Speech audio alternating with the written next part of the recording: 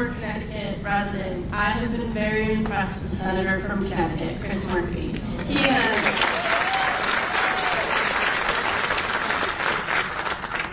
He has loudly proclaimed that we are currently in a constitutional crisis. I am asking, are the three of you willing to stand with the senator from Connecticut, use the term constitutional crisis, and when you vote no against bills that come across your floors that are indeed in violation of our Constitution, will you not only vote no, but loudly explain why you are voting no? I'm more than happy to do that. As you know, I'm also something of a lawyer and prosecutor, so I look at it in those terms. And one of the things that I see is, by and large, the judicial branch is standing up. And that is worth cherishing.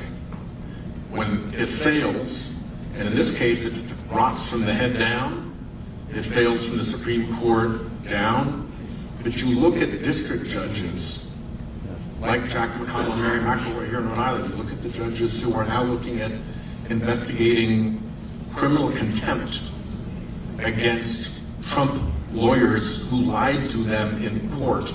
You look at the judges who are working through boring, tedious Administrative Procedures Act violation cases that are going to bring out the discovery, the facts that allow us to prove a winning case in November from now, and scare Republicans into being more sensible starting now as they see that shift beginning to happen. I think that we got to recognize that the constitutional crisis is in the Oval Office. Most of our courts have done their jobs, and I want to make sure that I support them as much as I can, and recognize the good work that they do when they do it, and make sure that the Marshal Service is not only protecting them adequately, but also investigating that apparatus of threats and abuse that is being deployed strategically against them.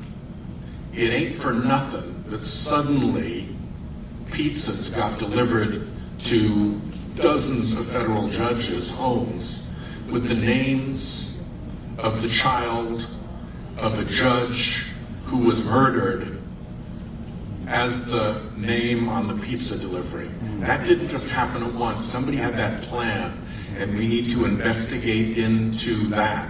So I think there's a lot of good work that still can be done, and yes, there's a constitutional crisis happening in the Oval Office, but we got to win this thing rather than just call it different names, in my view. And I'm all in on winning this thing. We are in a constitutional crisis, there's no doubt about that. It started the day Trump took office and showed utter contempt for the law. For example, firing IGs. The law says you have to give Congress 6 months notice and cause. Nothing. But the Rubicon, when we cross from this dangerous situation into perhaps chaos or perhaps salvation, is if the Supreme Court rules clearly against him with no wiggle room, and he does not follow that, then that's where our Republican colleagues have to stand up and say, no more. And I hope we don't reach that point.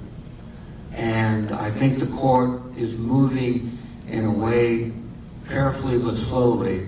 The first was Chief Justice Roberts' letter to him saying, don't attack my judges. That was important. Second was their order saying, you've got to bring back Mr. Garcia. The third was just recently, when they said no more deportations. And the key there, 7-2. If John Roberts is 7-2, he will find the case that basically says, you're going to knock this law. Then it's all of our responsibility, particularly Republicans, and particularly the intellectual legal theorist in the Republican Party to say, no president can divide the Supreme Court. And that's what we have to start getting them to think about and do. Could I move this? And I just want to, only because I think you asked for all three of us. Yes, we're in a constitutional crisis, and I think one step beyond this is we do need every organ of our country to be vocal. And, you know, I think that it's great to hear from Democratic members of the House and the Senate insufficient. It would be great to hear from Republican colleagues, but you know, what turns up the pressure, I think, is having private sector leaders, having leaders from higher ed, having every single organ that's affected, rather than collaborating with him, as you've seen from these, you know, white shoe law firms in New York. The collaborating and thinking that we're operating at normal will not suffice, and it won't work, because ultimately it goes back to that streak of he wants to be a king and have everybody go and beg him for permission to exist.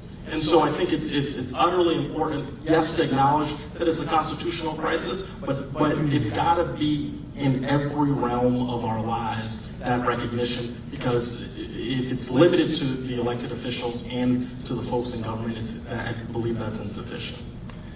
All right, we're gonna